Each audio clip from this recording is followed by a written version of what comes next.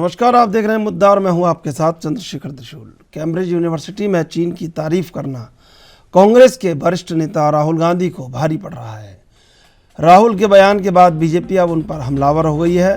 BJP नेता हेमंता विश्व शर्मा ने कहा कि विदेशी एजेंट हमें टारगेट करते हैं, फिर हमारे अपने ही विदेशी जमीन पर हमें निशाना बनाते हैं। असम के मुख्यमंत्री हेमंता ने कहा कि कैम्ब्रिज में राहुल गांधी की स्पीच कुछ नहीं बल्कि आदरणीय प्रधानमंत्री नरेंद्र मोदी जी को निशाना बनाने की आड़ में विदेशी जमीन पर हमारे देश को बदनाम करने का प्रयास है। कैम्ब्रिज में राहुल गांधी के भाषण पर बीजेपी के नेता RN प्रसाद ने भी राहुल पर निशाना साधते हुए कहा कि यह राहुल गांधी का असली चेहरा है। वह जब भी विदेश जाते हैं तो भारत का अपमान करते हैं। वे हमेशा ऐसा करते हैं। वे चीन को सद्भावना का प्रतीक बताते हैं। देश को उनका असली चेहरा देखना चाहिए। हम उनके इस बचकाने बयान की निंदा करते हैं। कैम्ब्रिज में राहुल गांधी ने चीन को शांति का पक्षकार बताया था। उन्होंने कहा था कि आप चीन में जिस तरह का इंफ्रास्ट्रक्चर देखते हो, रेलवे, पासपोर्ट देखते हो, एयरपोर्ट देखते हो, ये सब कुछ प्रकृति से जुड़ा है। नदी की ताकत है। चीन प्रकृति के साथ मजबूती से जुड़ा हुआ है। वहीं बात जब अमेरिका की आती है तो वो खुद को प्रकृति से बड़ा मानता है। यही बताने के लिए काफ़ी है कि चीन शांति में कितना ज़्यादा दिलचस्पी रखता है।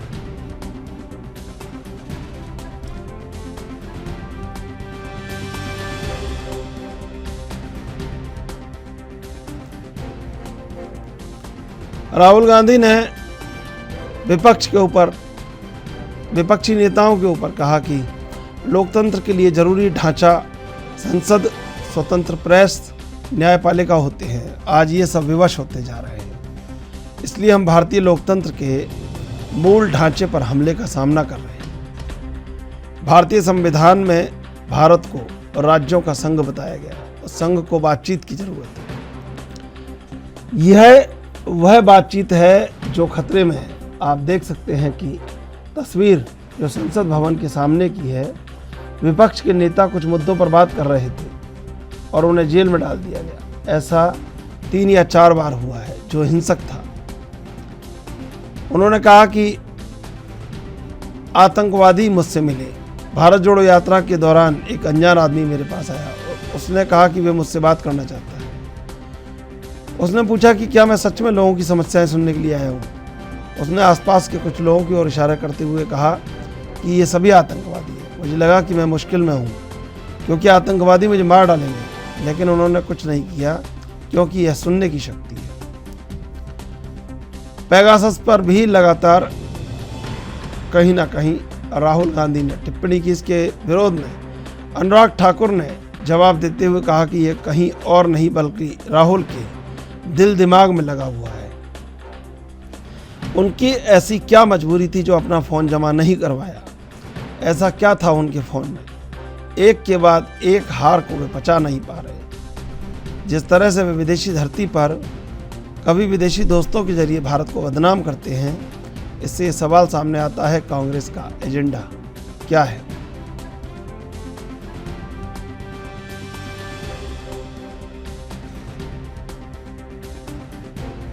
राहुल गांधी इससे पहले मई 2022 में, आपको बता दें, इससे पहले मई 2022 में कैम्ब्रिज यूनिवर्सिटी गए थे। यहाँ पर उन्हें आइडियाज़ फॉर इंडिया सब्जेक्ट पर बोलना था। इस दौरान फिर राहुल गांधी ने कहा था, मोदी सरकार देश की संवैधानिक संस्थाओं जैसे संसद और चुनाव आयोग को उनका काम नहीं करने दे रहे हैं। भाजपा ने उनके इस बयान पर ऐतराज़ जाहिर किया था। सवाल पूछा था कि देश के प्रधानमंत्री पर विदेश में ऐसा बयान क्यों दिया गया है। राहुल ने अपना फ़ोन जांच के लिए क्यों नहीं दिया? अनुराग ठाकुर ने उनके ऊपर आरोप लगाया कि आखिर उन्हें अपना फ़ोन जांच के लिए देना चाहिए था। आज जब पीएम मोदी के नेतृत्व में दुनिया भर में भारत का सम्मान बढ़ा है, ये बात बड़े बड़े नेता कह रहे हैं। राहुल गांधी को खुद इटली के पीएम को सुनना चाहिए कि उन्होंने पीएम मोदी के बारे में क्या कहा।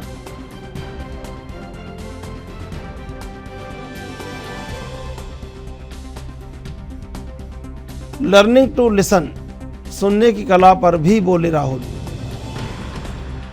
उन्होंने कहा कि हम एक ऐसी दुनिया को बनते हुए नहीं देख सकते जो लोकतांत्रिक मूल्यों से जुड़ी हुई न हो। इसीलिए हम इस बारे में नई सोच की आवश्यकता रखते हैं। सुनने की कला बहुत पावरफुल होती है। और इसके बाद लगातार बीजेपी उन पर हमलावर है कि आखिर राहुल बार बार क्यों विदेशी धरती पर जाकर चीन को अच्छा बताते हैं और भारत के ऊपर निशाना साधते हैं। राहुल गांधी क्यों बार बार जाकर विदेशों में भारत की बुराई करते हैं। बीजेपी ने राहुल गांधी को कटघरे में खड़ा करते हुए इसे कांग्रेस का देश विरोधी एजेंडा भी बताया है। और इसी बात पर लगातार बहस जारी है कि आखिर क्यों राहुल गांधी लगातार विदेशी धरती से अपने देश पर आक्रमण करते हैं।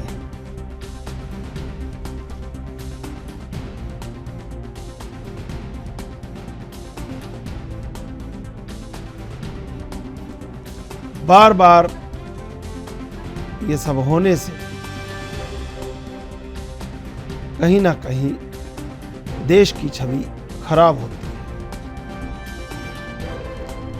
राहुल गांधी ने कहा कि मेरे फोन की जासूसी होती है, विपक्ष के खिलाफ केस दर्ज किए जाते हैं। भारत में विपक्षी नेता के तौर पर ये एक ऐसा दबाव है जिसे विपक्ष के नेताओं को लगातार झेलना पड़ता है। राहुल गांधी ने कहा कि मैं भारत जोड़ो यात्रा लेकर कश्मीर गया तो सुरक्षाकर्मी बोले आप कश्मीर में पैदल नहीं चल सकते, आप पर हैंड ग्रेनेड से हमला हो सकता है। इसके बावजूद मैंने कश्मीर के अलग अलग जिलों में अपनी यात्रा जारी रखी।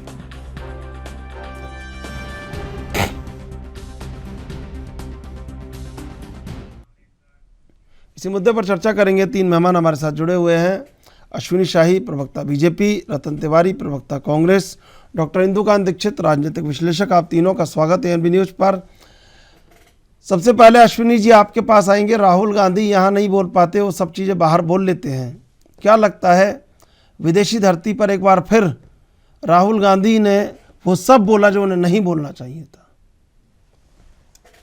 चंद्रशेखर जी, राहुल जी एक दिव्य पुरुष हैं और उनका दिव्य ज्ञान जो है कैम्ब्रिज में जाकर खुलता है और शायद वो राहुल विंची वहां बन जाते हैं। उनका नाम 95 में राहुल विंची ही था वहां जब एमफिल किया था उन्होंने। उनके अंदर वो राहुल विंची की चीजें आ जाती हैं। और 22 मई 22 की आपने बात की, उसमें आइडियाज फॉर इंडिया की नहीं, एनिमीज फॉर इंडिया की बैठक थी वहां। उसमें गए थे, उसमें उन्होंने बोला था केरोसिन छिड़का गया है पूरे देश में और भारत की तुलना पाकिस्तान से कर दिया। यूक्रेन की स्थिति जो है लाहौल और उसकी सब बता दिया उन्होंने, लद्दाख की स्थिति बता दिया कि यूक्रेन की स्थिति है। यही कहते हैं कि भारत के सैनिकों को चाइना पीट रहा है। राहुल जी के साथ कितनी 20 बार लॉन्च करने की कोशिश की गई लेकिन वो लॉन्च नहीं हो पाए और जिस बुद्धि के वो थे उसी के हैं और उसी के रहेंगे। हिंदुस्तान के ऊपर उनको आक्रमण करना हिंदुस्तान के अंदर करते रहे, कोई दिक्कत नहीं है, बहुत अच्छी चीज है। लेकिन अब बाहर जाने के बाद वो तो उस स्थिति में वहां लेकर आए कि जैसे इंग्लैंड जो है 2 बच्चे लड़ रहे हो भारत के और तीसरा अपने चाचा के पास गया हो कि हमको वो मारता है। रेफरी है इंग्लैंड हमारा। आप कैम्ब्रिज में गए थे जिस चीज के लिए बोलने, आप बोले होते। आपने बोला कि अभी आपने भी शुरुआती अपने उसमें कहा उग्रवादियों की आंखों में आंख डालकर हमने देखा और वो उग्रवादी हमारा कुछ कर नहीं पाए। भाई एक तो आपकी आंखों में इतनी जलन है कि वो शायद बारूद निकल गया होगा, वो डर होगा। लेकिन मैं ये कहना चाहता हूं कि जिस 370 का विरोध कांग्रेस ने कहा था और आज भी कर रही है कि हम इसको रजिस्ट्रेट कराएंगे, वो 370 हटने के बाद वहां पर आप चाहे उग्रवादी आपके साथ हो चाहे कुछ हो, आपने आंखों में आंख डाल के बात करने की बात की, वो उग्रवाद उससे खत्म किया है हम लोगों ने। और अपनी बहन प्रियंका वाड्रा के साथ जो वो आइस का गेम खेल रहे थे, जिसका एक वीडियो खूब वायरल हो रहा है इस समय, ये उसी की वजह से हुआ है कि हमने 370 हटाया, हमने वहां पर इतने डेवलपमेंट के काम किए। आज आप वहां जा रहे हैं बनिहाल में, आप अभी आपने सुना बनिहाल में तो लोगों ने रोक दिया था इनको, ड्रामा किया गया था वहां, और वो ड्रामा जाके वहां खत्म हो गया।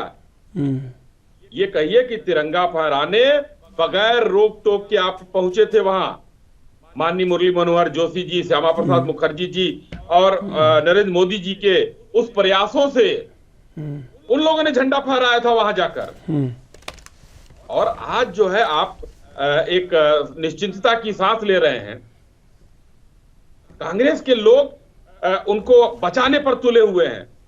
कल अनुराग ठाकुर जी ने कहा कि अगर आपको इतना डर था और न्यायपालिका के बारे में वहां आप जाकर बोल रहे थे, तो भाई पेगासस में 29 फोन जमा हुए थे, आप भी जमा कर लेते 30वां।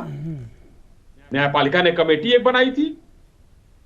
हिंदुस्तान के संविधान पर भरोसा नहीं, हिंदुस्तान के न्यायपालिका पर भरोसा नहीं, हिंदुस्तान के संवैधानिक एजेंसियों पर भरोसा नहीं, अब विदेश में जाकर भारत की जो है शिकायत करते हैं। चुनाव हारेंगे। आज देखिए 3 राज्यों के चुनाव हारे, 179 सीट में 8 सीट पाए हैं ये लोग, और इतनी खुशी मनाई जा रही है। उनको चुनाव से कोई मतलब नहीं है। भारत जोड़ो यात्रा किए, भारत में सब कुछ कुशल पूर्वक ठीक ठाक देखने गए थे कि क्या हो रहा है भारतीय जनता पार्टी की सरकार आने के बाद, तो सब उनको खुशहाल नजर आया।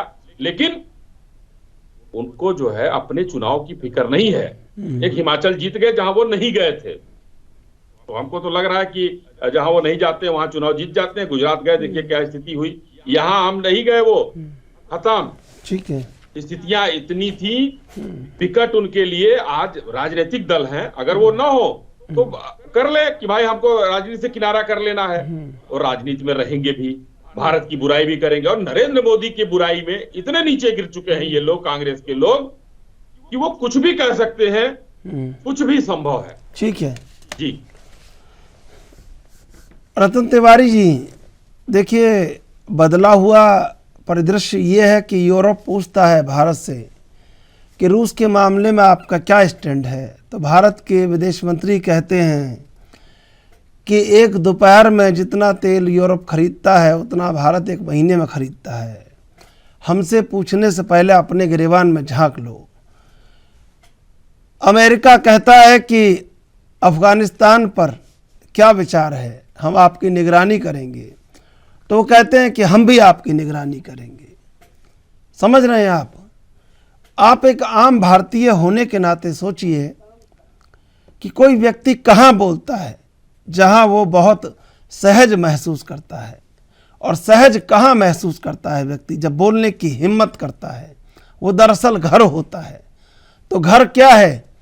यहाँ राहुल गांधी ने कहा कि 52 सालों में हमारा घर नहीं है, और कैम्ब्रिज में वो इतना खुलकर बोलते हैं।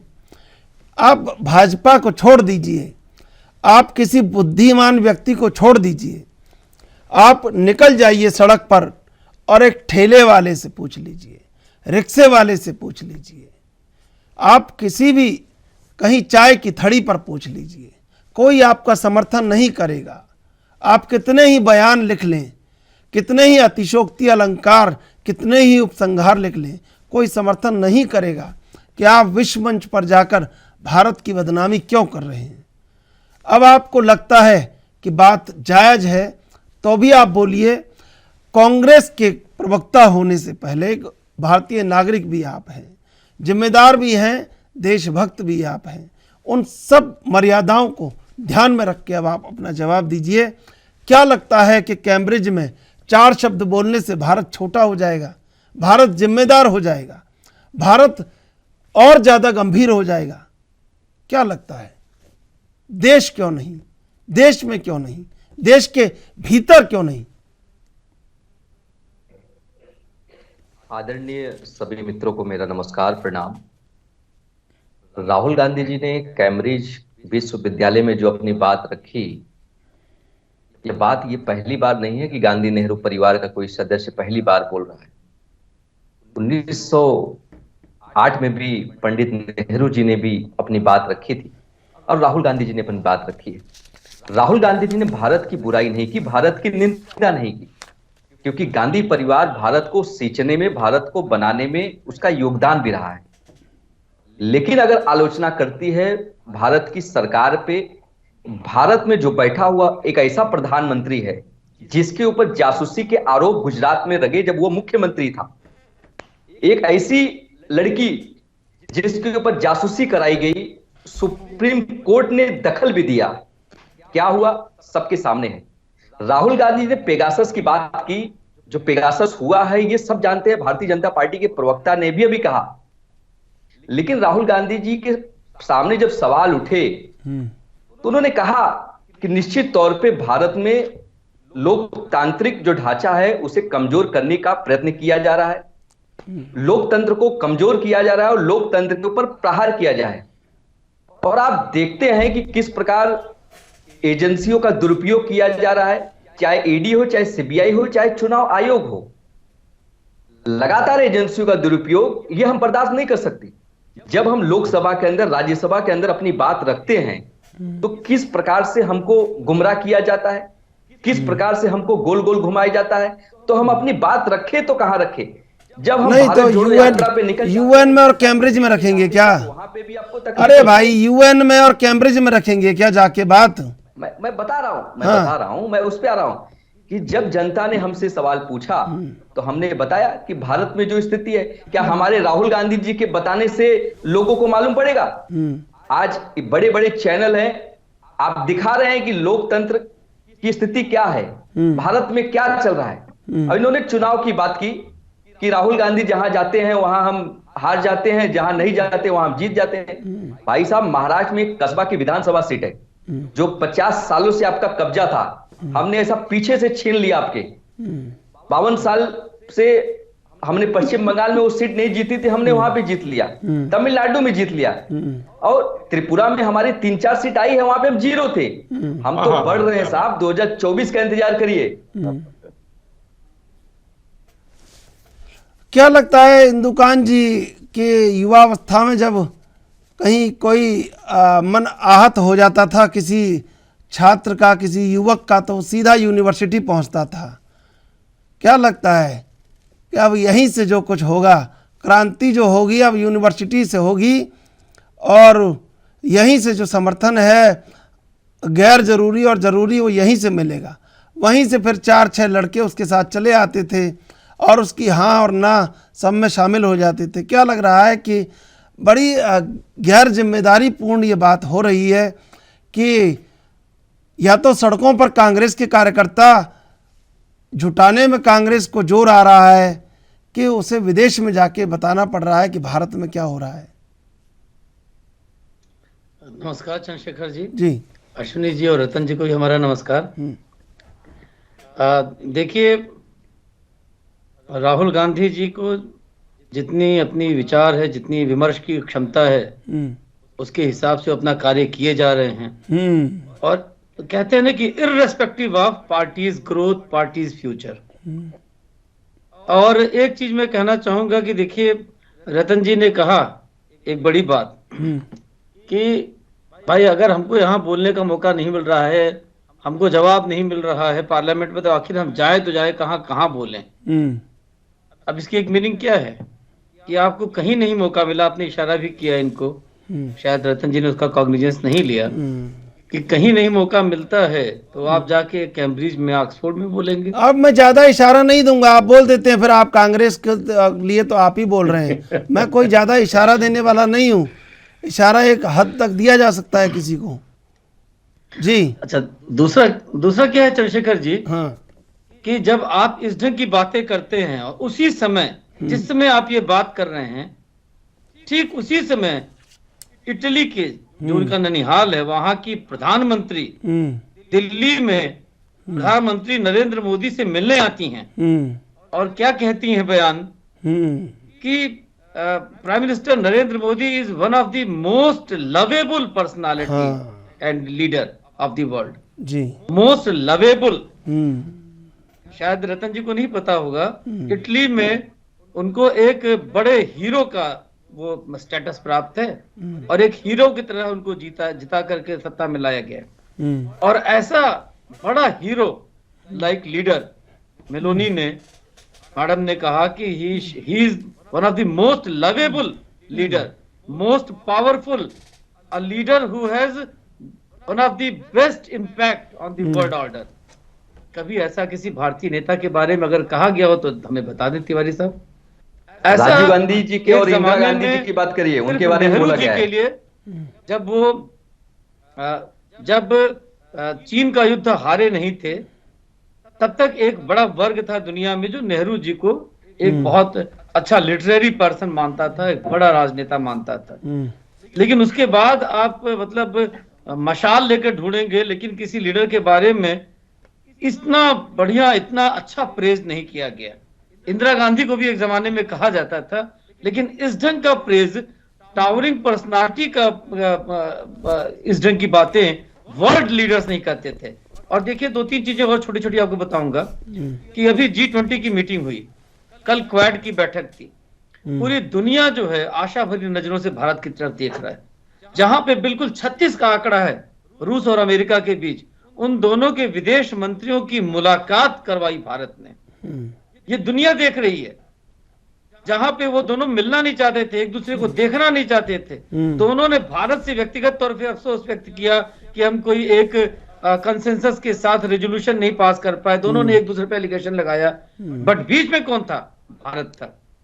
सभी ने भारत के एफर्ट्स को अप्रिशिएट किया। जहां एक तरफ ये सारी चीजें हो रही हैं, पूरी चीज फैलाई गई दुनिया में कि जापान के फॉरेन मिनिस्टर नहीं आ रहे हैं, भारत का विरोध कर रहे हैं यूक्रेन मुद्दे पे भारत के मुल्क को देखते हुए। वो आ गए, मीटिंग अटेंड किए, क्वाड की भी बैठक कर रहे हैं कल वो। और इस बीच में आप जाके कैम्ब्रिज में कहते हैं कि भारत में सब कुछ खत्म हो गया है, भारत में लोकतंत्र नाम की चीज नहीं रही, सारी संस्थाएं, सुप्रीम कोर्ट को कैप्चर कर लिया गया है। तो अब ये जब जनता देखती है तो वो क्या सोचती है? दुनिया भी जो देखती होगी, जितने स्पॉन्सर्ड अपने ऑडियंस होते हैं उनको छोड़ दीजिए, तो न्यूट्रल, क्योंकि अब तो मीडिया का युग है, सब जगह सब चीजें चली जाती हैं दुनिया में। हम जी चर्चा करें उन मुद्दों पे तो दुनिया के हर कोने में ये बात जाती है। और दूसरी तरफ इटली के प्राइम मिनिस्टर की बात जाती है, तीसरी तरफ अमेरिका और रूस जैसे पावरफुल फॉरेन मिनिस्टर्स की बात जाती है। और अभी परसों G20 के बैठक के साइडलाइंस पे भारत ने चीन के विदेश मंत्री को दो टूक कह दिया कि LAC पे जो स्थितियां हैं और ट्रेड दोनों साथ नहीं चल पाएंगे। और आप जाकर के कैम्ब्रिज में कहते हो कि भारत की स्थिति खराब है, भारत के सैनिक पिट रहे हैं, ये भारत में कह के गए। और चीन की आप बड़ाई करते हो कि चीन बड़ा सद्भावना वाला देश है। आपको सद्भावना तो आपके नाना जी को उन्होंने 1962 में दिखाया था, तभी आप उस सद्भावना को अभी तक याद रखे अपने चेहरे में। ये बहुत शर्म करने वाली शर्मनाक बात है। और एक लास्ट बात कहूंगा चंद्रशेखर जी, कि बार बार ऐसी ठोकरें खाने के बाद भी जो ना समझे, उसके लिए आप क्या कहेंगे? आप मान लीजिए कि बहुत अच्छी बात हाइपोथेटिकली कर रहे हैं, न्याय संगत बातें कर रहे हैं, लेकिन जनता तो आपके साथ नहीं है। जनता को तो आप नहीं कन्विंस कर रहे हैं। देश की जनता की राय ये है कि जब आप 2019 में आपने कहा राफेल के मामले में चौकीदार चोर है, तो आपका क्या हाल हुआ? जब उसके पहले आपने इस ढंग के नारे लगाए, जब वाजपेयी जी को कहा था, सोनिया गांधी जी ने वाजपेयी झूठ बोल रहे हैं, देश में कितना रिएक्शन हुआ? जब उन्होंने कहा 2007 के गुजरात इलेक्शन में अच्छा, किस तरह से इंदुकान जी, शायद राहुल गांधी को उनके लोगों ने बताया भी नहीं है कि G23 और G20 दोनों अलग अलग चीजें हैं। ठीक कह रहे हैं आप। और मैं तो उस बात पे नहीं जाकर के सिर्फ ये कह के अपनी बात खत्म करूंगा कि देखिए, मैं कई बार आपके यहाँ कहता हूं उस बात को, संस्कृत की बहुत प्रसिद्ध उक्ति है और बहुत माकूल है राहुल जी के लिए कि यस्य नास्ति स्वयं प्रज्ञा शास्त्रम तस्य करोति किम लोचनाभ्याम विहीनस्य दर्पणः किम करिष्यति। आप अगर खुद नहीं चीजों को देख पाते हैं तो शीशे में आप अपना चेहरा नहीं देख सकते। पहले चक्षु होना चाहिए, तब तो शीशे की जरूरत है, शीशे का फायदा है। तो ये बहुत ही नहीं, दुखद है। एक देखिए, एक आपका जो प्रमुख आपने विपक्षी जो दल है, उक्ति बताई है ना, एक शब्द उसके लिए ये भी मतलब होता है कि नीर क्षीर विवेक। बिल्कुल। तो नीर क्षीर विवेक है, पानी को दूध समझ लिया गया है, अब उसके लिए कुछ नहीं अपनी कहा अपनी जा सोच है। और जनता का नब्ज आप नहीं पकड़ पा रहे हैं। हम्म गुजरात में जब चुनाव था तो आप साउथ इंडिया में थे। हम्म जब आपका नॉर्थ ईस्ट में चुनाव था तो आप छत्तीसगढ़ में प्लीनरी सेशन कर रहे थे। हम्म थोड़ा सा भी मतलब आइडियाज होता तो नॉर्थ ईस्ट का इलेक्शन था, प्लीनरी सेशन आप गुवाहाटी में कर लेते। हम्म कुछ तो मतलब हाँ, चुनाव प्रचार के लिए नहीं गए। हम्म आपने देखा, आपने उन्होंने वामपंथी दलों से माकपा से वहां पे समझौता किया त्रिपुरा में। आप चुनाव के बाद उन्होंने कहा है कि हमारी तो लुटिया डूब गई। हम्म समाजवादी पार्टी ने समझौता किया 2017 में, 19 में उन्होंने कहा हमारी लुटिया डूब गई। तो अब आपने कहा कि हम पूरे विपक्ष की एकजुटता करेंगे चंद्रशेखर जी। नहीं, लुटिया डूबना और गलत है। नॉर्थ ईस्ट के अब इलेक्शन उनको के ये बाद कहना किसी ने चाहिए था कहा कि हम कांग्रेस के साथ नहीं जा सकते। लुटिया डूबना नहीं करेंगे प्रयोग, आगे कहेंगे चम्मच डूब गई हमारी। लुटिया बड़ा उनका वजूद है। रतन तिवारी जी, मैं आ रहा हूँ। अश्विनी जी, रतन जी, आपको बुरा लग रहा होगा, मुझे कोई फर्क नहीं पड़ता। कभी कभी अश्विनी जी को भी लगता है, कभी कभी इंदुकान जी को भी लगता है, आज आपको लगेगा। मैं बात कहने से रुकूंगा नहीं। किसी ने बताया नहीं राहुल गांधी को कि G20 अलग है, G23 अलग है? बताया नहीं क्या किसी ने? अब राहुल गांधी जी के पास जितनी डिग्री है, जितना एजुकेशन है, शायद प्रधानमंत्री मोदी की ये तो पूरा देश देख रहा है। नहीं, मैं जानता हूँ। राहुल गांधी जी वहां पे क्या जाके बताते कि भारत में एक ऐसा प्रधानमंत्री मिला है जो 2014 में इस देश की जनता को हर वर्ष 2 करोड़ रोजगार देने की बात करता था, जो नहीं दे पाया। क्या जाके बताते कि हम 15 लाख रुपया देना चाहता था, जो नहीं दे पाया। अच्छे दिन देना चाहता था, जो नहीं दे पाया। महंगाई कंट्रोल करना चाहता था, महंगाई आसमान पे चली गई। क्या यही जाके कहता? प्रधानमंत्री मोदी ने जो इस देश को दिया है, जो देश के साथ कर रहे हैं, जो देश को खोखला कर रहे हैं, राहुल गांधी जी ने सही कहा। क्या जाकर बता दे वहां पे कि चीन ने हमारे 2000 स्क्वायर कब्जा कर लिया है, अरुणाचल में चीन ने अपने गांव बसा लिए हैं, यही जाके कहते हैं वहां पे। आपने तो 88,000 वर्ग किलोमीटर जमीन दे दी भाई। कुछ के अनुसार कहा है। आपने तो 88,000 किलोमीटर वर्ग किलोमीटर जमीन दे दी। नहीं, अब भारतीय जनता पार्टी के लोग और उनके जो और उस सहयोगी जमीन हैं, को बांझ भी क्या दिया आपने? तो आपसे तो किसी ने कुछ नहीं कहा। नहीं, हम जमीन की बात नहीं कर रहे हैं। ये बताइए, अरुणाचल खुद में उन्होंने राष्ट्रपति गांव को, बसाया कि रक्षा नहीं मंत्री को बर्खास्त करवाना पड़ा, तब तो कुछ नहीं आप कहते उस बात पे। कभी बर्खास्त करवाना पड़ा? नहीं है ना आपको याद? देखिए सर्वपल्ली राधाकृष्णन का आपको नहीं है ना याद? नहीं, हमको सब याद है, लेकिन हम ये कहते हैं कि आज जो स्थिति है देश और में, आप और कह देंगे, मान लीजिए पूरी दुनिया भारत में आई हुई है, पूरी दुनिया के नेता भारत में आए हुए हैं, और आप भारत से इसलिए गए हैं कि आप जहां गए हैं ना वहां ये सब हो रहा है। वक्त मुनासिब है क्या ये सब कहने के लिए? ईमानदारी से बताइए। मुझे बताइए कि आप उस प्लेटफॉर्म पे गए हैं, और मैं अगर आपसे सवाल पूछूंगा कि चंद्रशेखर जी, आपका मोबाइल में पेगासस था क्या? आपकी जासूसी है हुई? अरे क्या? हमारा कुछ जब नहीं हो हुई सकता, रहेगी तो हमारे बोलेंगे कि हमारा हाँ, हुई कुछ है। नहीं हो सकता। 50 साल में हमारे पास कुछ नहीं है, हमारी छोड़िए आप, हमारी छोड़ दीजिए आप, है ना? मैं आपको कह देता हूँ, इसलिए डर नहीं लगता है। अश्विनी जी, पेगासस था, जी अश्विनी जी, पेगासस था तो फोन जमा करा देते। अश्विनी जी, डर नहीं लगना ये एक साहस नहीं है, ये एक निर्भीकता है, और निर्भीकता उसके भीतर होती है जिसका कहीं किसी से जुड़ाव नहीं होता है। मैं जवाब लूंगा आपसे, लेकिन अभी लेंगे एक छोटा सा ब्रेक के बाद फिर हाजिर होंगे।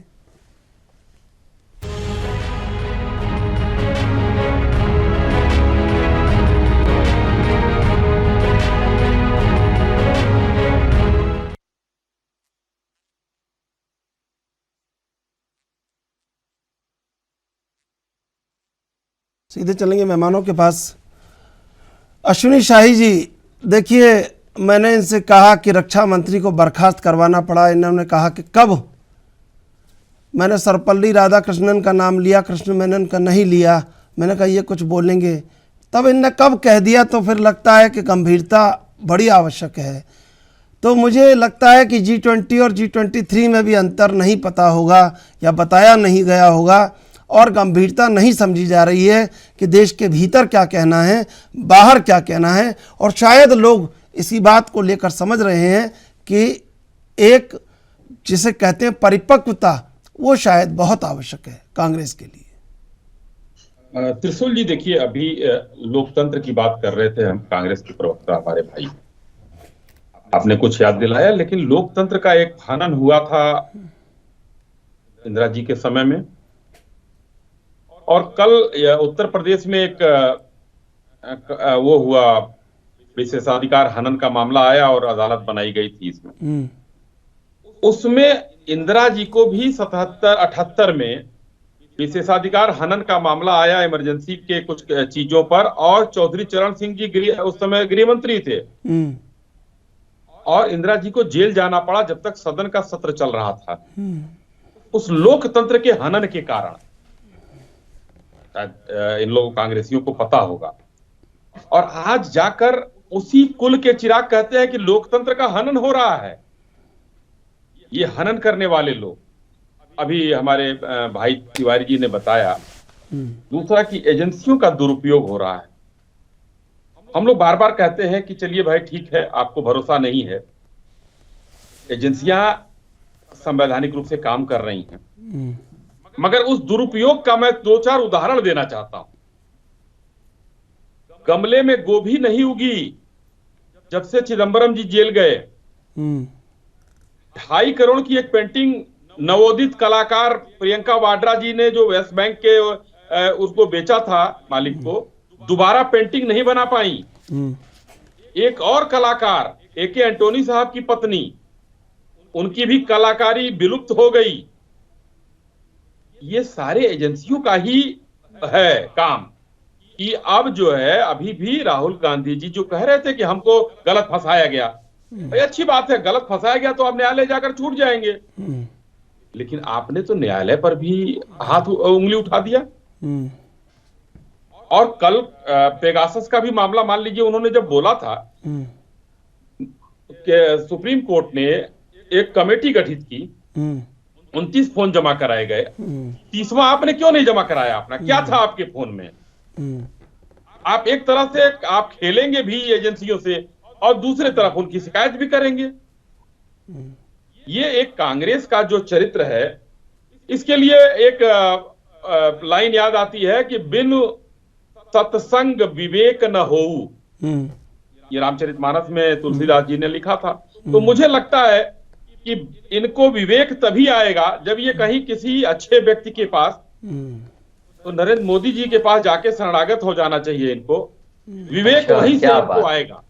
मोदी के पास, भाई गुरु है झूठे के ये पास, ये मोदी के पास शरणागत। ये तुलसीदास को नहीं पढ़ते, टॉल्स्टॉय को पढ़ते हैं। ये टॉल्स्टॉय को पढ़ते हैं। टॉल्स्टॉय की कोई उक्ति हो तो बता दीजिए, तुलसीदास को नहीं पढ़ते हैं लोग। एक ऐसे व्यक्ति की बात कर रहे हैं जिसने इस देश को ठगा है, जिसने इस देश को चीट किया है। अरे सुन लीजिए, चीट किया है, किसने किया है भाई? अभी त्रिशूल जी ने बताया कि आपने बांज और बंजर बताकर दान कर दिया कितने हजार वर्ग किलोमीटर, 88,000 वर्ग किलोमीटर। 88,000 तो वो है, बाद में 80,000 भी लिखा गया। जी जी, एक एक कहानी पूरी सब लिखी हुई है। कैसे चीन को कंधे पर बैठा के UN ले जाया गया स्थायी समिति का सदस्य बनवाने के लिए। और हाँ। आज अधीर रंजन चौधरी जी सदन में कहते हैं कि हम लोग जो है 370 हटाने का मामला UN ले जाएंगे। उन्होंने कहा था, सदन में कहा था, बाहर की कोई बात नहीं थी। और 2014 में तिवारी जी, अभी शरद पवार जी आपके साथ थे, उन्होंने कहा था कि हम 2014 का चुनाव हारे थे, हम 14 करोड़ युवाओं को सहेज नहीं पाए, और युवा का रोजगार से ही संबंध होता है। फर्क नहीं आया ना, फर्क आया नहीं है इंदुकांत जी। देखिए, जो कृष्ण मेनन कहते रहे उसको जवाहरलाल नेहरू सुनते रहे उस समय। अब जो कह रहे हैं राहुल गांधी सुन रहे हैं और बोल रहे हैं वैसा का वैसा। कहाँ फर्क आया है? फिर रतन तिवारी जी पूछ रहे हैं कि कब कब बर्खास्त करवा दिया रक्षा मंत्री को, कब क्या हुआ, बताइए बदलाव क्या आया है। इससे तो राजीव गांधी सुनते थे, समझते थे और बेहतरीन निर्णय ले लेते थे। उसके बाद सोनिया गांधी के कार्यकाल में भी जब अध्यक्ष रहते जो कांग्रेस चली, उतना भी शायद नुकसान नहीं हुआ होगा। वर्तमान में आपको लग नहीं रहा है कि बहुत ज़्यादा नुकसान हो रहा है और अनाप शनाप बोला जा रहा है बिना सोचे समझे? जी चंद्रशेखर जी, बिल्कुल आपने दुरुस्त कहा। और मैं तो रतन जी के भाषा पे ध्यान दे रहा था कि जो कुछ भी हो जाए, जो उनकी भाषा, जो थर्ड पर्सन में, मैं हमेशा मानता हूं कि भाषा का गलत उपयोग करके कोई बड़ा सीनियर लीडर नहीं बन जाता है। उन्होंने क्या कहा, एक व्यक्ति, ऐसा आदमी प्रधानमंत्री के लिए, उसने ये कहा, उसने वो कहा, पता नहीं ये किस खेत से पढ़ के आए हैं। इस तरह की भाषा का उपयोग करते हैं, शर्म नहीं आती थोड़ी सी? मनमोहन सिंह जी को जब बोला जाता था उस समय आप क्यों नहीं बोलते थे? कहाँ छिपके बैठे थे आप? चाहिए, उसने ये कहा। नहीं, आप कहाँ छुप के बैठे थे जब मनमोहन सिंह को मौन सिंह, मौनी पापा कहा जाता था? उस समय क्यों शर्म नहीं आती थी आपको? प्रधानमंत्री बनाया उसको तुम थर्ड पर्सन में बोलते हो? नहीं, डॉक्टर मनमोहन सिंह को किसने बनाया था? देश की जनता ने बनाया था। उस समय क्यों खामोश थे आप? आपको क्यों शर्म नहीं आती थी? आज भाजपा की तारीफ करने बैठे हैं आप। रतन जी, मैं आपको बता दूं एक बात, अगर आप इस भाषा का प्रयोग करेंगे ना तो आपको और ज़्यादा निराशा होगी, क्योंकि जन स्वीकार्यता आपकी कहीं ना कहीं बाधित हो रही है आपके आचरण के कारण। मैं तो इंदु कांत जी को बोल दूंगा, वो नहीं बोलेंगे, लेकिन जन स्वीकार्यता आपकी बाधित हो रही है और आप विनम्रता को खो रहे हैं, ये मैं कह रहा हूं आपसे। इंदु कांत जी। सर, डॉक्टर मनमोहन सिंह जी के ऊपर जब आरोप लगाए जाते थे, उनको बुरा भला कहा जाता था, उन्हें गालियां दी जाती थी, क्यों दी जाती थी? हाँ, तो राहुल गांधी पेज फाड़ देते थे उनका। तो दूसरे की किसकी बात कर रहे हो? अरे भाई, किसकी बात कर रहे हो? संसद में कागज पे विधेयक फाड़ दिया। विधेयक जब फाड़ा गया तो कुछ कारण होगा। आप पहले अपने ऊपर नहीं, प्रधानमंत्री को कमजोर करने का काम किसने किया बताइए? कई ऐसे मौके थे जब प्रधानमंत्री को जो वरीयता मिलनी चाहिए थी वहां यूपीए की चेयरपर्सन को वरीयता मिलती थी, प्रधानमंत्री साइड में खड़े रहते थे। आप इस बात को क्यों नहीं कहते हैं? बिल्कुल नहीं। डॉक्टर मनमोहन सिंह जी को हमेशा गलत बात कर रहे हैं आप रतन तिवारी जी, गलत बात कर रहे हैं आप। देश के प्रधानमंत्री के हाथ से विधेयक फाड़ा गया था। हाँ, वो कौन सा कारण था? नहीं, किसने किया कमजोर? भाई, राहुल गांधी गैर कांग्रेसी थे। रतन जी का होमवर्क नहीं। रतन जी देखिए, एक चीज मैं आपको बताऊं कि आपसे हम बहुत दिनों से चर्चा में शामिल होते हैं। आप देखिए, जब शालीन, आप अच्छे व्यक्ति हैं, उभरते नेता हैं, अच्छी भाषा का उपयोग करके आदमी और बड़ा होता है, बड़प्पन आता है। आप किसी बड़े नेता के बारे में, जैसे राहुल गांधी को तुम तड़ाम मैं कहूं तो मैं बड़ा थोड़े हो जाऊंगा, मैं छोटा हो जाऊंगा, चाहे वो किसी भी भाषा का उपयोग करते हो। इंदु कांत जी, और सुन लीजिए रतन जी, सुन लीजिए, आपको रोकना चाहता हूं। रतन जी सुन लीजिए एक बार, सुन लीजिए, भारतीय जनता पार्टी के प्रवक्ता ने एक बार सुन लीजिए, आप सुन लीजिए एक बार। अगर आप कहीं, भाई सुन लीजिए एक बार, आप कहीं महाराष्ट्र के विधानसभा में पहुंचे या देश की संसद में पहुंचे, उससे पहले आपको सुधारने की जिम्मेदारी हमारी भी है। और इंदु कांत जी ठीक कह रहे हैं, सुन लीजिए उनको। जी इंदु कांत जी। अच्छा देखिए, अरे इंदु कांत जी, एक सेकंड मैं आपका समय लूंगा जरा। अभी हमारे भाई तिवारी जी नाराज हो रहे हैं कि भाजपा के प्रवक्ता ने राहुल विंची कहा, तो जरा उसका भी बता दीजिए कि एमफिल उसी कैम्ब्रिज से किया था उन्होंने, और वहां पर उनका वही नाम है। तो जांच कमेटी बैठा दीजिए, 4 बार से वो लोकसभा की संसद है। ठीक है, आपको बुरा लग रहा है तो मैं उसका जवाब दे रहा हूं। इंदु कांत जी, अपना जवाब आप रखिए। एक बात और मैं जोड़ रहा हूं। सुप्रीम कोर्ट का निर्णय आया, किसी कांग्रेस के बड़े नेता ने यह नहीं कहा कि ये बहुत अच्छा हुआ। आपने सुना हो तो मुझे बता दीजिएगा उस कांग्रेस नेता का नाम, चुनाव सुधार। और देखिए, खुद जयराम रमेश जी जो इस समय इनके मीडिया के प्रभारी हैं, उन्होंने क्या कहा, टाइगर अभी जिंदा है। आप एक हफ्ते पहले कहते हैं टाइगर अभी जिंदा है एक मामले में, और आप कैम्ब्रिज में जाकर कहते हैं कि यहाँ की न्यायपालिका भी खत्म हो गई है। तो वो सच है या ये सच है? 2-3 उदाहरण मैं दूंगा रतन जी आपको, अपनी बारी में आप जवाब दीजिएगा। देखिए बहुत अच्छी बात कही शाही जी ने कि बिन सत्संग विवेक न हुई। मैं तो कहता हूं इसके पलट राहुल गांधी जी से मैं व्यक्तिगत रूप से मिला हूं, हम लोग के कार्यक्रम में वो आए हैं पीटीआई के, लेकिन उनके सलाहकारों की टीम, कल मैं एक डिबेट में था, आपके प्रवक्ता सीनियर प्रवक्ताओं ने स्वीकार किया कि उनकी सलाहकारों की टीम में बदलाव की जरूरत है। On TV, on channel, online उन्होंने स्वीकार किया। तो मैं उनके लिए कहता हूं कि बस ही कुसंग चाहत कुशल, तुलसी जी अफसोस, महिमा घटी समुद्र की रावण बसा परोस। सुना है आपने? अरे समुद्र मैं की आपसे महिमा कह रहा हूं घट गई, टॉल्स्टॉय की बताइए, आप तुलसी की बता रहे हैं चौपाई। कि उसके पड़ोस में रावण बसा, उसकी आदत उसको भी लग गई। तो अगर आपके आसपास गलत लोग होंगे, सलाहकार गलत होंगे, तो ये समस्याएं आती हैं। आपको 2-3 चीजें छोटी छोटी बताऊंगा, और आप जो कि नए नेता हैं और उभर रहे हैं, मैं चाहता हूं आगे बढ़े, आप अच्छे व्यक्ति हैं, तो अपनी भाषा पे संयम रखिए। दूसरा, होमवर्क और करिए। आपने देखिए कहा, बहुत अच्छा उदाहरण दिया कि पूना में 1 सीट हार गई, बहुत पहले से जीत रही थी बीजेपी, लेकिन आपने कहा 50 साल से, करेक्ट करिए, 28 साल से उनके पास था। एक प्रोवर्बियल ठीक है 50 साल से, लेकिन आप जब तैयारी करके आ रहे तो आप बोलिए 28 साल से। दूसरा, देखिए कहा गया कि चीन के बारे में, चीन को जब आप खुद कह रहे हैं, सोचिए राहुल गांधी देश में पूरी अपनी यात्रा के दौरान कह के जा रहे हैं, आप इसको विचार करिएगा अपने मन में भी कभी, कि भारत की जमीन उसने कब्जा कर ली है, मोदी डर गए हैं, वो छुड़ा नहीं पा रहे हैं। ठीक कहा राहुल गांधी ने, आप मानते हैं? और अभी कैम्ब्रिज में जाके कह रहे हैं कि चीन बहुत सद्भावनापूर्ण देश है। तो वो सच था कि ये सच था? कौन स्क्रिप्ट लिखता है उनकी?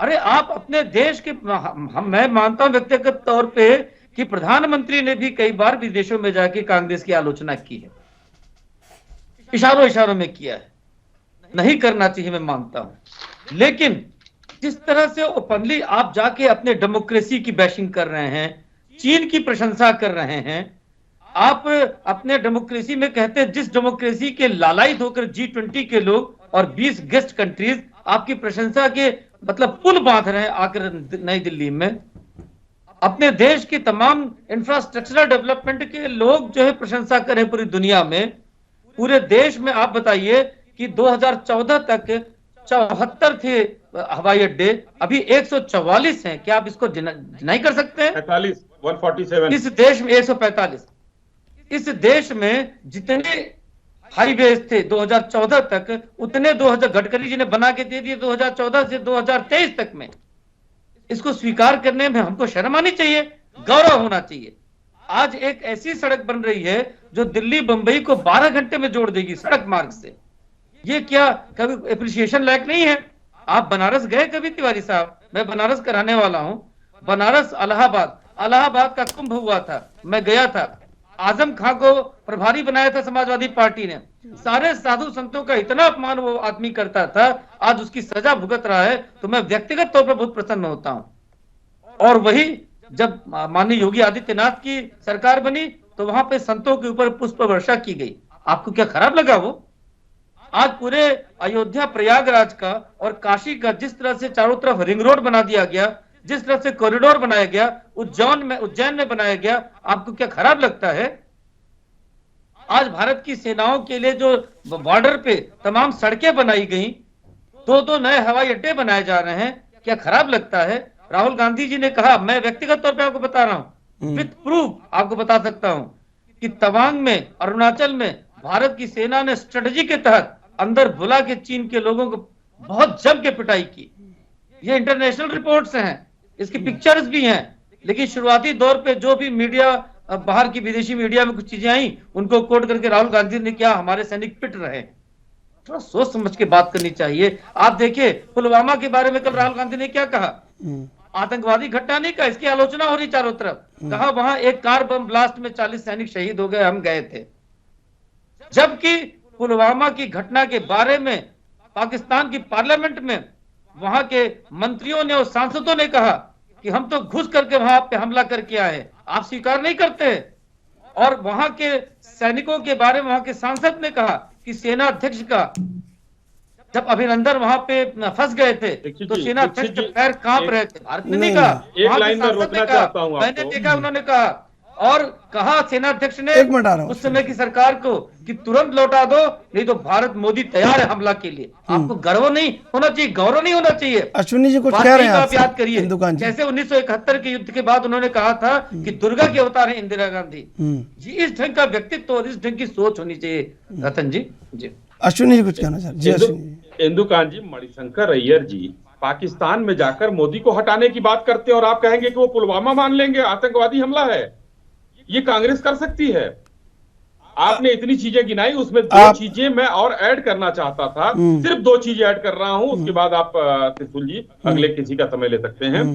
आज हिंदुस्तान ने जो रुपया और डॉलर की बात हो रही है, वर्ल्ड में रुपया दूसरा डॉलर का सब्स्टिट्यूट बन गया है।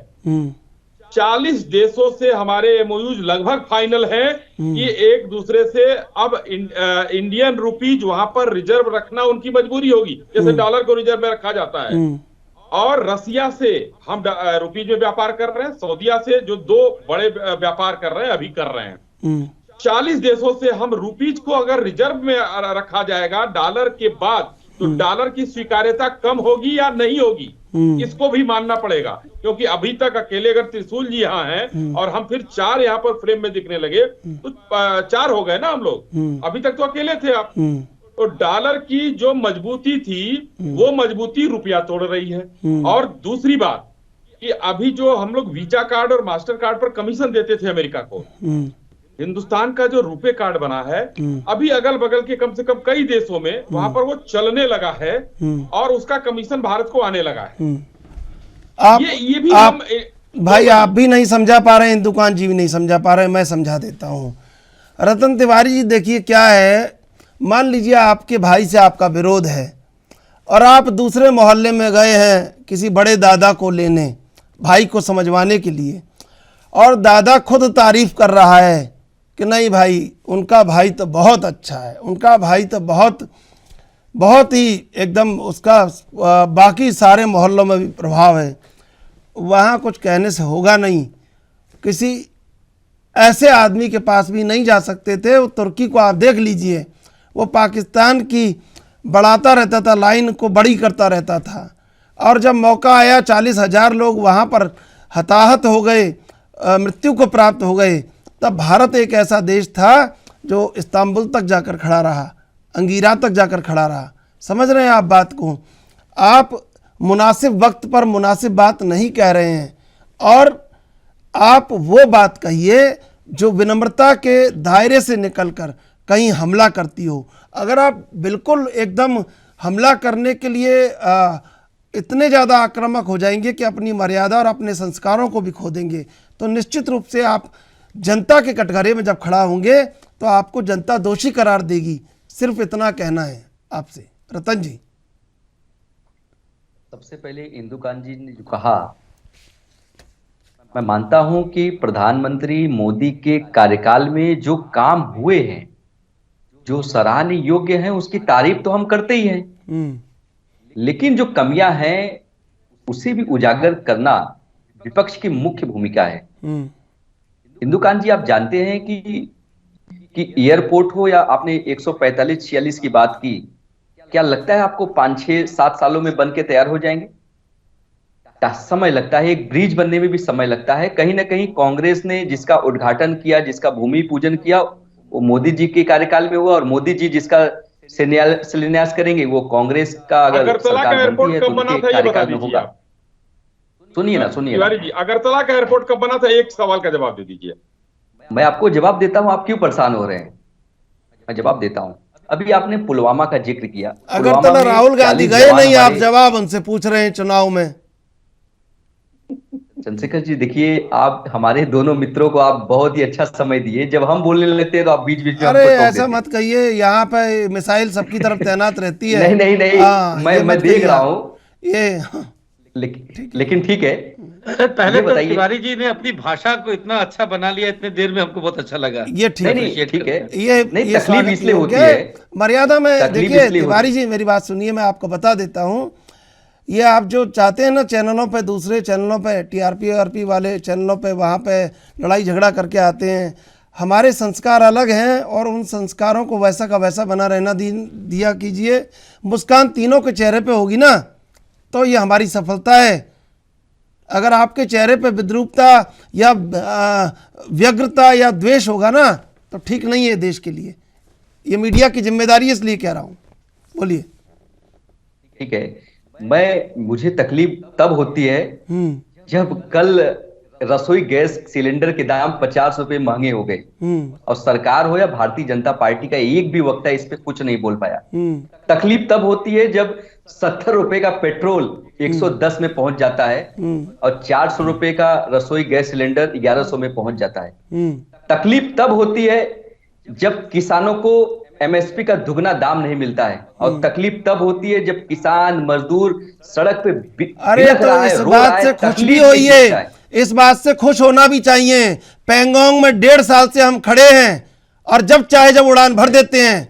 जब बीजिंग में जरा सा बीजिंग को लगता है ना कि इधर उधर हो रहा है तब उड़ान भर देते हैं। ये भी कहिए आप। मैं आपको बता दूं चंद्रशेखर जी, एक समय हमारे एक उत्तर प्रदेश से एक मिनिस्टर थे शर्मा जी, उन्होंने कहा था कि हवाई चप्पल पहनने वाला भी हवाई जहाज में सफर करेगा। क्या आपको लगता है कि हवाई चप्पल पहनने वाला आज हवाई जहाज में सफर कर सकता है? बातें करना बहुत अच्छा लगता है लेकिन उसे धरातल पे उतारना बहुत ही कठिन होता है। तो आप जाया कीजिए वहां नंगे पैर। मैंने कई बार साधुओं को देखा है हवाई जहाज में। कैसी बात कर रहे हैं? मैं 1800 में मुंबई से दिल्ली जाता मैंने तो हवाई जहाज में नंगे पैर साधुओं को बैठे देखा है। आप कैसी बात? मैं 2014 के पहले 1800 में मुंबई से दिल्ली का सफर किया है फ्लाइट से। इंदुकांत जी, क्या लगता है कि वर्तमान में जो कांग्रेस है उसको बहुत चिंतन करना होगा कि कहां पर क्या हमला करना है, क्योंकि इस तरह के हमले कांग्रेस को लगातार कमजोर करते जा रहे हैं। बिल्कुल सुधार करना पड़ेगा। और अपनी देखिए, मैं सिर्फ इतना बताऊं, जैसे अभी अपनी भाषा संयत किया तिवारी जी, मैं उम्मीद करता हूं कि ये हमेशा इस तरह से संयत भाषा में बात करेंगे, ज्यादा इफेक्टिव होंगे। बहुत अच्छा बोलते हैं और थोड़ी और तैयारी करेंगे। इसी तरह से सलाहकारों की जरूरत है राहुल गांधी जी को। उनकी टीम के सलाहकार नहीं ठीक है। मोदी जी इतने थोड़े ज्ञानी है कि सब चीज वो जानते हैं, बोलने लगते हैं। उन्होंने टीम अच्छी रखी है, तब ये बात होती है। आप देखिए तेजस्वी जी कैसे पन्ना पढ़ के देकर पढ़ते हैं, उनके वैसे सलाहकार हैं, तैयारी कर रहे हैं। तो ये अपनी टीम पे डिपेंड करता है बहुत कुछ। और जो चीज इन्होंने अभी कहा चप्पल में चलने वाली बात, सिर्फ एक चीज बता दूं रतन जी, मैं अक्सर आवश्यक कार्यों से ऑफिशियल ट्रेवल करता हूं। कोरोना पीरियड में चप्पल में और नंगे पैर वाले मजदूरों को भी हमने ट्रेवल करते देखा है बाई एयर। बताइए। और अगर आप 2 महीने 3 महीने पहले आज की डेट में भी कराइए फ्लाइट जम्मू से कन्याकुमारी की, और ट्रेन की करवा लीजिए अगर एसी की भी, गरीब रथ की भी, तो आपको फ्लाइट की टिकट सस्ती मिल जाएगी। ये नॉर्मल फ्लाइट की बता रहा हूँ। जो नॉर्थ ईस्ट में और पहाड़ी इलाकों में सस्ती फ्लाइट शुरू हुई हैं, उसमें वाकई चप्पल की कल्पना कर सकते हैं। इसलिए इसको मजाक में मत लीजिए। और आप अच्छे से आचरण करेंगे तो कांग्रेस के प्रवक्ता से कहलवा देंगे कभी ना कभी कि हम आपके उज्जवल भविष्य की कामना करते हैं। कांग्रेस के भी करवा देंगे अगर आप अच्छे से करेंगे तो। लेकिन ऐसे करेंगे तो नहीं होगा भाई। समय समाप्त हो रहा है। रतन तिवारी जी, अश्विनी शाही जी, इंदुकांत जी, आप तीनों का धन्यवाद डिबेट में जुड़ने के लिए। कहीं ना कहीं कांग्रेस को आरोप प्रत्यारोप लगाने से पहले 100 बार सोचना होगा, विश्लेषण करना होगा, क्योंकि यही आरोप हैं जो कांग्रेस को लगातार कमजोर करते जा रहे हैं। बहरहाल देश विदेश की ताज़ा तरीन खबरों के लिए आप देखते रहिए एनबी न्यूज़।